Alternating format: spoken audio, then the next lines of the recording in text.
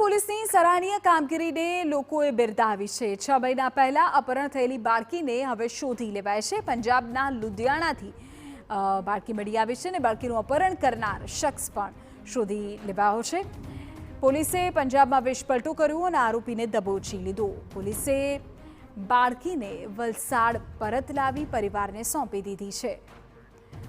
અક્ષય અમારા સંવાદદાતા પૂરી જાણકારી આપી રહ્યા છે। જી અક્ષય। ચોક્કસથી આપણે જણાવ્યું તો વલસાડ પોલીસ દ્વારા 6 મહિના પહેલા અપહરણ થયેલી બાળકીને શોધી કાઢવામાં આવી છે।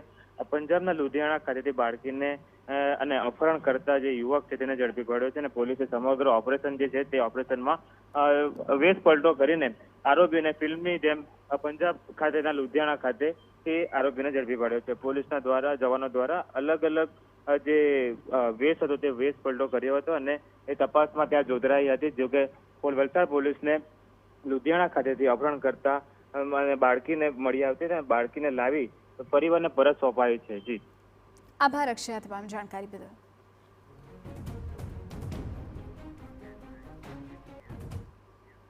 સુરતના